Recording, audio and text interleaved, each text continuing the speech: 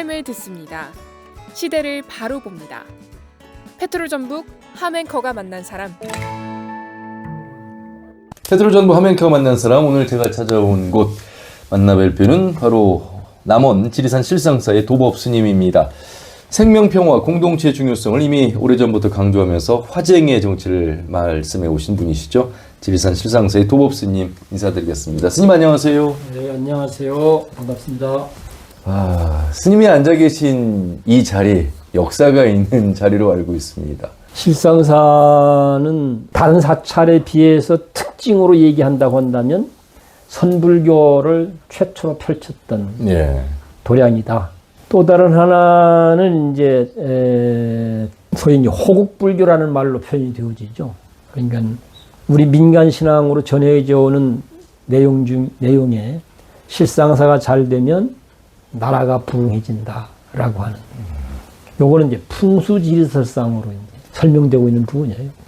잘 아시다시피 한반도에서는 백두대간이 나무로 흘러서 지리산으로 오고, 그 백두대간의 기운이 나무로 흘러서 실상사를 거쳐서 저 맞은편에 바라보이는 것이 천왕봉입니다. 이 기운이 천왕봉을 거쳐서 일본 소위 후지산으로 흘러간다고 그래요. 그래서 이 기운이 한반도 어디에선가 잘 관리가 되어서 한반도에서 작동하도록 해야 이 나라가 부흥하게 되는데, 그것이 관리가 안 되고 흘러가 버리면 일본에 가서 이제 작동해서 일본이 부흥하게 된다, 이 논리거든요. 그래서 그 기운이 한반도에서 작동해서 국군이 융창하게 갈 수 있도록 할 수 있는 명당지가 실상사터다.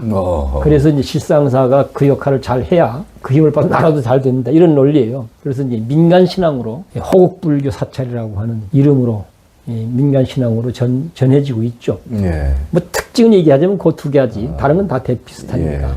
불자이든 불자가 아니든 이 시대의 종교라는 것에 대해서 많은 사람들이 생각할 것 같습니다. 스님이 주시는 차 한잔 마시면서 스님 말씀 듣고 있는데요. 스님은 그러면 실상사에 들어오신 지는 얼마나 되셨어요? 한 30년. 한 30년 살았어요. 제주에서 태어나셨고. 태어나기엔 제주에서 태어나고. 17살, 8살 될 무렵에 출가를 하시고. 17살에 이제 금산사 들어갔어요. 17살에. 근데 이제 절에 들어갈 때는 내가 뭔 문제의식이 있어서 들어간 건 아니고, 우리 집안에서 이제 4.3 때 아버지가 돌아가셔 버렸기 때문에 내가 편모스라에서 살았어요. 유복자로서. 그러니까 이제 어머니 입장에서는 삶이 얼마나 고단했겠어요, 그 상황에서. 그러니까 유복자인 막내를 뭐 늘 걱정했겠죠. 그래서 여기 가서 뭐 물어보기도 하고. 그런 과정에서 아마 당신이 믿고 따랐던 어느 노보살님이 막내는 절로 가는 게 좋겠다, 그렇게 권했다고 그래요. 그러니까 막 떠밀듯이 내보내진 않았는데 어머니가 의도적으로 유도했죠, 절로 가도록. 그래서 17살에 들어갔어요. 스님께서는 어떻게 보면 인연 분쟁으로 인한 4.3 사건의 피해자의 아들이시고 아버지 얼굴을 보지 못한 유복자셨는데, 이 시대가 이미 오랜 시간이 흘렀음에도 불구하고 사실 편부편모 조선가정, 또 수없이 힘든 삶을 살아가는 우리 민초들이 많습니다.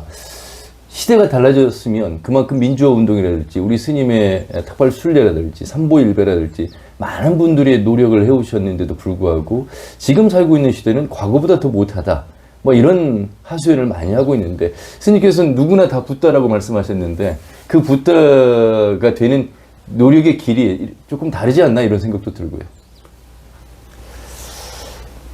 그러니까 이제 뭐라고 얘기할까, 문제를 바라보는 관점과 그 문제에 다가서는 태도와 방식, 그런 부분에 있어서 비슷해 보이지만 다른 게 많다고 봐요.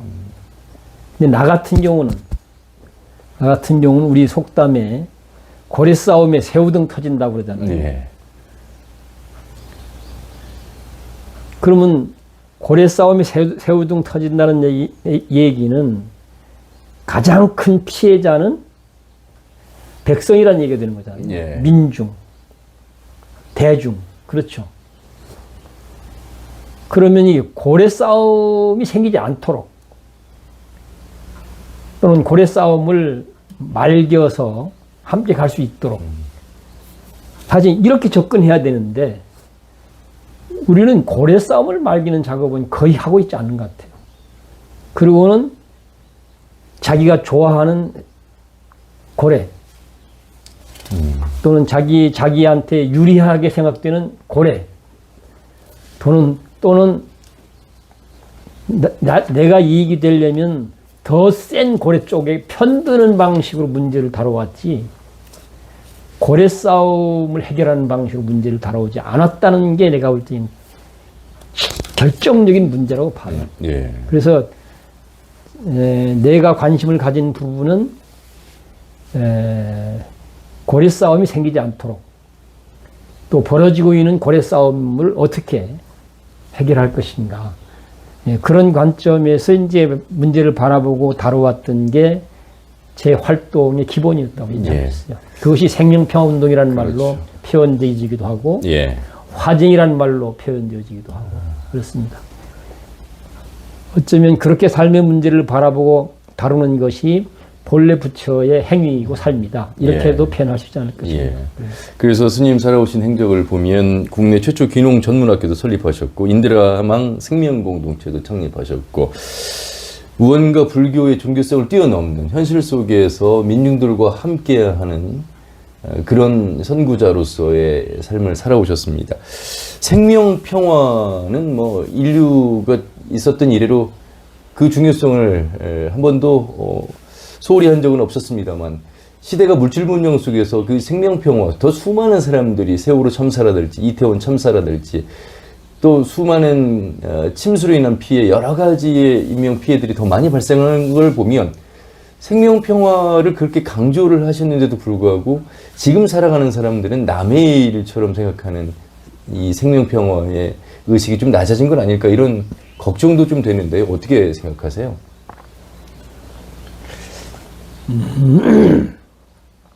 누군가가 21세기 100년을 기적의 역사라고 평가를 해요.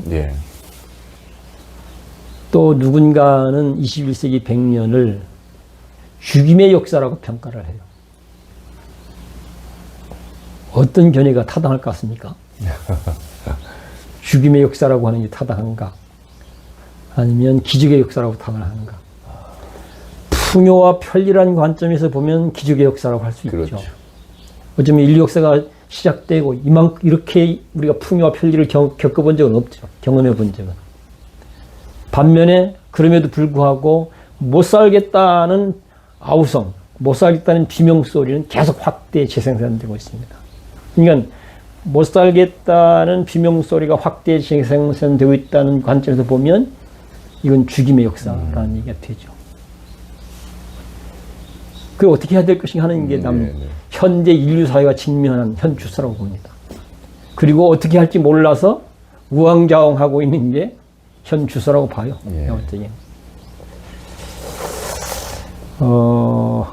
그렇게 된 이유는 우리가 명분은 늘 생명평화입니다. 왜냐하면 그건 모든 생명이 갖고 있는 공통적 염원이니까. 그런데 내용은 들여다보면 싸워서 이기는 것이 평화의 길이라고 하는 논리로 문제를 다루고 있다는 얘기죠. 전쟁 논리로 쉽게 얘기하면. 근데 전쟁 논리로는 절대 평화 이룰 수가 없어요. 그건 영원히 불가능해요. 전쟁은 또 다른 전쟁을 불러오기 마련이에요. 진짜 우리가 평화를 원한다면 그 과정도 평화적으로 해야만 합니다. 그러니까 평화에 도달하는 길은 평화로운 과정 말고는 없어요. 근데 우리는 이 길을 가고 있지 않아요. 늘 평화를 명분으로 해서 답찾기를 하고 있는데 내용을 보면 평화가 파괴될 수밖에 없는 전쟁 방식이죠. 그래서 제가 이제 이 지리산에 인연이 들어와 살면서 생명평화 운동을 하는 이유도 뭔가 이제는 평화가 실현되어질 수 있는 방향과 길을 찾고 열어가야 하는 접근을 해야 된다. 그렇지 않고는 구태가 반복될 수밖에 없다.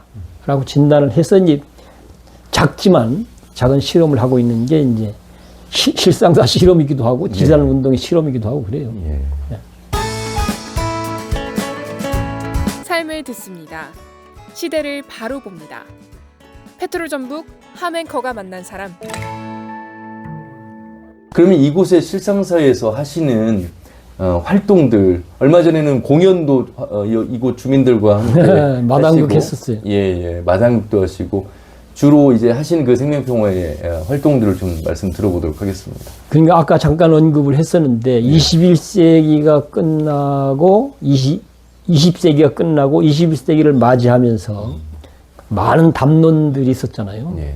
그런데 많은 담론을 요약한 한마디가 물론 여러 개가 있지만 그 중에서 상당히 강렬하게 인상을 주는 한마디가 죽임으로 남긴 20세기 증언이라는 표현이에요. 예. 죽임으로 남긴. 그러니까 비록 풍요와 편리는 이루어졌지만 죽이고 죽임을 당하는 방식으로 이루어진 결과이기 때문에 비명소리는 계속될 수밖에 없었다. 네. 고로 20세기식 세계관과 가치의식과 삶의 방식으로 계속가면 그건 또 다른 재앙을 불러올 뿐이지 답이 될 수 없다. 그래서 이런 구태가 반복되지 않도록 하기 위해서는 21세기에는 뭔가 답이 되는 길을 찾아가야 되지 않겠냐. 그 길이 뭘까? 예. 그래서 지리산 운동하는 많은 종교인들과 시민사회분들이 굉장히 많은 담론을 했습니다. 20세기 100년 동안 우리가 붙잡고 왔던 세계관이나 가치와이나 삶의 방식으로는 안 된다는 결론을 내린 거예요. 예. 그리고 생명이 안전하고 삶이 평화롭고 싶어하는 우리 모두의 여번이 실현되어지려면 미래 21세기는 다른 길을 찾고 가야 된다. 그것이 뭐겠는가? 예. 해서 이제 많은 또 논리들을 했어요. 많은 논의를 끝에 모든 생명이 공통적으로 바라고 있는 안전한 삶과 평화로운 삶. 이것이 실현되도록 하는데 도움이 되어야 그렇죠. 그게 인간이 할 수 있는 바람직한 행위라고 할 수 있다. 그래서 과거를 묻지 말고 우린 과거를 붙잡고 늘 싸우고 있는데 과거를 묻지 말고 생명이 안전하고 삶이 평화로울 수 있도록 하는 길에 지금 이 순간부터는 나도 그 길을 갈 거야. 예. 이렇게 공감하는 사람들이 함께 해서 이 길을 열어가자. 그것이 이제 지리산 운동으로 나타나게 되고 생명평화 탁발순례 활동으로 나타나게 되고 그래요. 예. 그때는 그 얘기하기가 대단히 조심스러울 때예요. 1990년대 말, 2000년대 초 그 얘기 때거든요. 그때도 계속 강력 투쟁 논리가 지배할 때였기 때문에 그럼에도 불구하고 새로운 길을 가야 된다라고 하는 그런 쪽에 착안했던 분들은 외롭지만 어렵지만 이 길을 가자 이렇게 했던 것이고요. 우리가 가야 될 길은 딱 한 길밖에 없어요. 천길 만길 있는 것처럼 보이지만 내용은 그게 뭐겠어요? 여기 써놨잖아요. 어울림 삶 이렇게 돼 있어. 예. 두루두루 어울려 사는 길밖에 없는 거예요. 두루두루 어울려 살 때 우리가 원하는 생명의 안전함도 삶의 평화로움도 가능해진다. 이 결론에 도달한 거예요. 그래서 함께 살지 않으면 안 될 이웃이고 동반자라는 관점에서 너와 나의 관계를 바라보고 다루게 되고 동반자라는 관점에서 너와 나의 관계를 바라보고 다루게 되면 나는 아마 개개인이 지금 겪고 있는 그런 문제들도 자연스럽게 내가 볼 적에는 해소되기도 하고 극복되기도 하고 또 바람직한 관점과 입장들이 만들어지기도 하고 그런 속에서 나는 개인이 느끼는 그런 불안감이나 개인이 느끼는 그런 또는 이런저런 불만이나 아픔 이런 것도 자연스럽게 정리될 수 있다고 봐요. 삶을 듣습니다. 시대를 바로 봅니다. 페트롤 전북 함앵커가 만난 사람. 스님 생명평화 말씀을 하시니까 요즘 전북 특별자치도가 이름이 바뀌었잖아요. 농생명 산업으로, 기대가 돼요. 예, 농생명 산업으로 간다는 거예요. 여기에도 생명이 들어가거든요. 당연하죠. 우리의 미래는 그 방향으로 가야만 된다고 봐요. 그런데 그것이 가능해지도록 하려면 조건들을 만들어 가야 되잖아요. 그럼 그 조건이 뭘까? 물론 우리는 뭐 예산 얻어고 뭐하고 막 이거 하고 있죠. 예. 나는 예산이 아무리 예산을 많이 가져와도 고래등 싸움판, 그러니까 새우들로 하여금 등 터지게 만드는 고래등 싸움판에 대한 대책이 나와야 된다고 봐요. 그래야 더불어 함께해서 뭘 답을 찾는 게 가능해져요. 한번 전라북도의 최대 아마 현안이 새만금이라고 얘기할 수 있는데 새만금 놓고 지금 우리가 만약에 그동안에 새만금을 중심에 놓은 전라북도의 도민들이 편갈라 싸우지 않고 우리 머리를 맞대서 바람직한 담을 찾아보기 이랬으면 어떨 것 같습니까? 근데 이거 그냥 놔둔 채 그냥 가질까요? 내가 볼 때는 그냥 가게 되면 여전히 새만금을 중심에 놓고 고래 싸움을 대표려 하는 양상으로 가리라고 봐요. 그 과정에서 어느 쪽은 힘이 세니까 이긴다고 할 수도 있고 약한 쪽은 졌다 할 수도 있겠죠. 그렇지만 그건 소모적이고 파괴적인 결과로 귀결된다는 사실에 대해서는 이건 의심의 여지가 없다고 봐요. 그래서 생명이라고 하는 가치를 중심에 놓고 전라북도의 오늘과 미래를 모색한다는 건 대단히 그는 잘된 일이라고 봐요. 잘된 일이라고 보는데 그러나 그것이 현실이 되도록 하려면 먼저 그걸 현실화 시켜낼 수 있는 조건을 만들어 가야 되는데 그 조건 중에 제일 첫째 조건이 뭘까?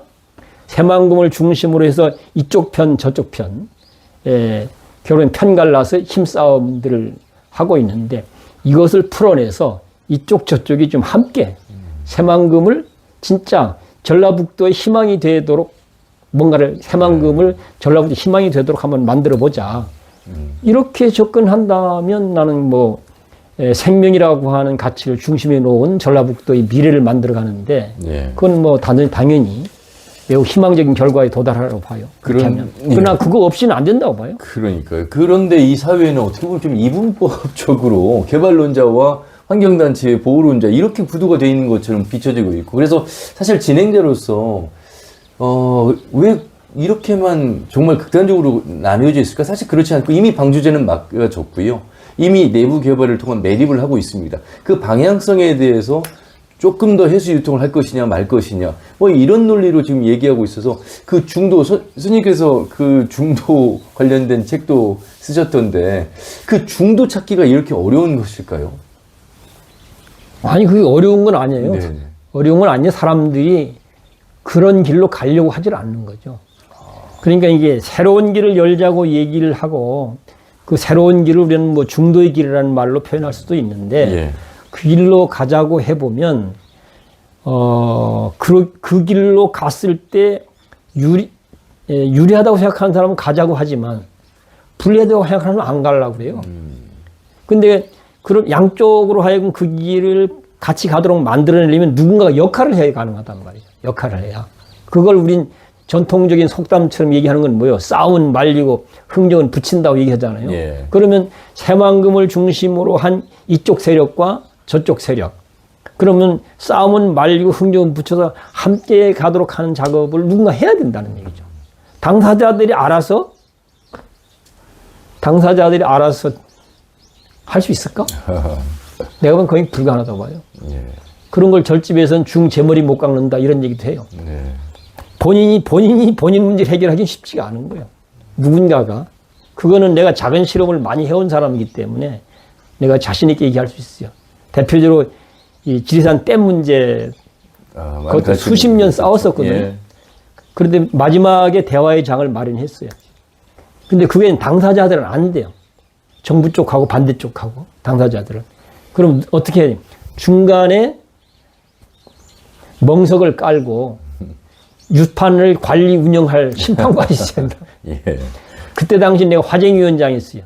그래서 화쟁위원장의 이름으로 그래서 화쟁위원이 멍석을 깔고 그 유판을 관리 운영하는 형태로 대화를 했어요. 그래서 한 달에 한 번씩 실상사에 만났는데 한 7, 80% 접근을 했어요. 처음엔 원수처럼 안 만나려고 했는데 그런데 한 7, 80% 정도 좁혀졌을 때 어떤 상황이 벌어지냐 정치인 탄핵 정국으로 가게 돼요. 탄핵정부로 가고 정권 교체로 가고 그러니까 대화 상대가 다 흩어져 버린 거예요. 정부 쪽에 온 사람들이. 그래서 이제 결국은 더 이상 진척은 못 시켰는데 결과적으로는 그 문재인 정부 때 수자원 정책을 바꾸는 걸로 정리가 되죠. 그동안은 대형댐 정책이었는데 이제 관리 정책으로 바꾸면서 지리산댐 문제는 사실은 이제 소위 말해서 백지화된 거죠. 그러니까 이런 현안이 전국에 있죠. 제주도 강정부터 밀양부터 뭐 미군기지 뭐 얘기 뭐 온갖 데 지금 4대강 사업까지 한 군데도 싸움 방식으로 이긴 데가 없어요. 근데 여기는 대화 방식으로 접점을 찾았던 거예요. 지금도 그러니까 전라북도도 나는 그것이 나와야 된다고 봐요. 소위 말해서 화쟁위원 역할을 할 수 있는 중심. 이런 것이 없이 저절로 되기는 어렵지 않겠나 싶습니다. 스님께서 해주시면 좋을 것 같은데요. 내가 뭔 심시하지. 그렇게 말씀하시면 이제 방법은 결국 나와 있는데요. 물론 있죠. 자기의 욕심, 네. 자기의 논리를 어느 정도 내려놓을 것이냐. 함께 가기 위해서. 안 내려놔죠. 안 내려놔죠. 예. 그게 그 대신 이 화쟁위원 역할 할 사람들 네. 거기에 힘이 있어요. 힘이. 그래서 이 사람들 말 안 들으면 손해 보겠네. 이제 이런 느낌이 들 수 있을 정도로. 예. 그러면 그것이 가능해지. 그런 것을 전라북도라는 현자로 좁혀서 생각해 본다면 전라북도 종교계와 시민사회가 해볼 수 있는 역할이라고 봐요. 삶을 듣습니다. 시대를 바로 봅니다. 페트롤 전북 함앵커가 만난 사람. 요즘 그 많은 사람들이 찾고 있는, 특히 선진국의 상위의 10%에 해당되는 사람들이 꼭 하고 있는 것 중에 하나가 그 수행이라고 하는 명상, 자기 반성, 자기 성찰의 시간을 갖는 것이라고 얘기를 한다고 합니다. 일반인들은 바빠서도 수행을 못하고 있고 성찰하는 시간이 거의 없는데 수행이 왜 중요한지 그 말씀 한 말씀 해주시면 좋을 것 같습니다. 수행이라고 하는 건 자기 자신의 참 모습을 잘 파악하기 위해서 하는 거거든요. 왜냐하면 잘 알아야 어떻게 할지가 이제 가능해지기 때문에. 또 한 가지는 자기 자신을 잘 관리, 운영하는 실력을 길러내는, 이 두 가지가 핵심이에요. 그래서 불교에서 얘기하는 수행은 관찰, 사유, 여실, 직연이라는 말로 엮일 수 있을 것 같아요. 지금 여기 자기 존재, 지금 이 순간 자기 자신을 잘 관찰, 사유해라. 잘 관찰, 사유하면 나라고 하는 존재가 어떤 존재이고 어떤 상태인지를 잘 알게 된다. 그것을 여실직연, 있는 사실을 사실대로 안다. 당연히 잘 알게 되면 어떻게 할지는 스스로 알아서 대책을 세우게 되게 되죠. 근데 요즘 이제 명상이라는 이름으로 온갖 치유 프로그램 당은 나타나고 있는데 불교하고 공통점도 있고 차이점도 좀 있다고 봐요.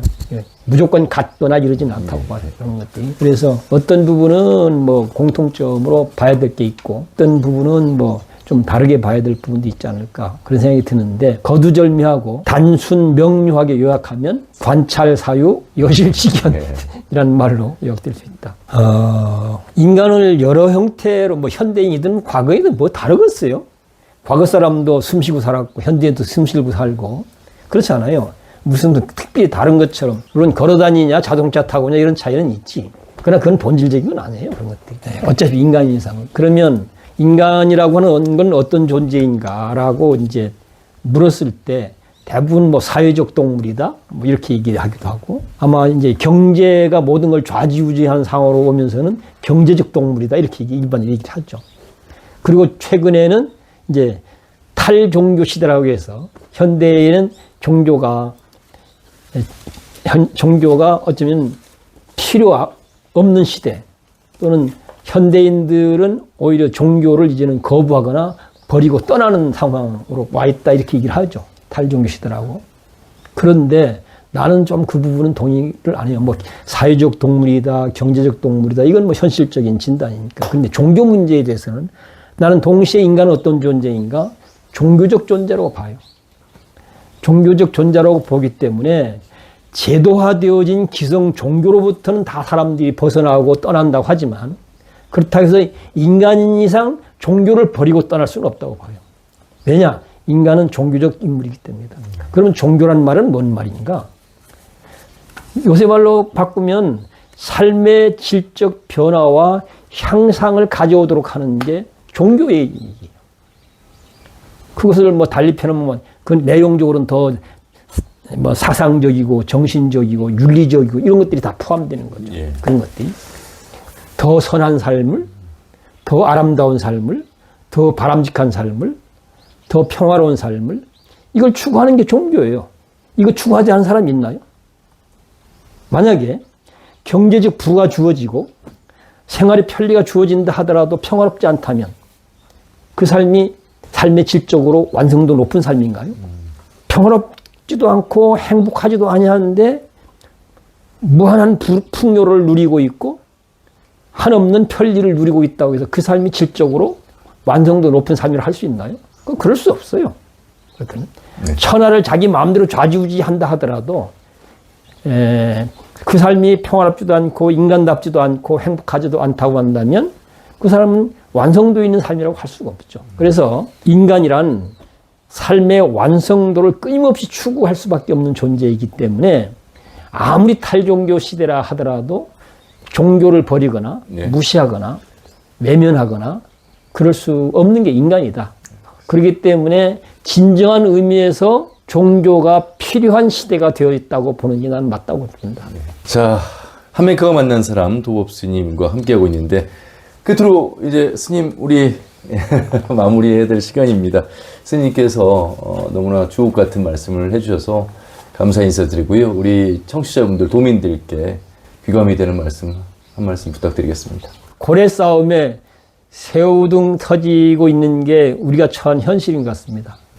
따라서 새우등이 터지는 고통과 불행이 생기지 않도록 하기 위해서는 고래등 싸움에 대한 대책들을 우리가 찾고 만들어야 되는데 그 대책을 찾고 만드는 일을 전라북도 도민들이 좀 관심을 갖고 그 길을 열어갔으면 좋겠다. 그런 바람을 말씀드리고 싶고 그렇게 했을 때 전라북도 문제를 바람직하게 다루어서 전라북도의 미래가 우리가 희망하는 대로 가는 게 가능하리라고 보기 때문에 그런데 마음들도 내고 뜻들도 모아졌으면 좋겠다는 말씀을 드리고 싶습니다. 예, 페트로 전북 한메이커 만난 사람 남원 실상서에 계시는 우리 도법 스님 만나봤습니다. 스님 말씀 잘 들었습니다. 고맙습니다. 네, 고맙습니다. 삶을 듣습니다. 시대를 바로 봅니다. 페트롤 전북 함 앵커가 만난 사람.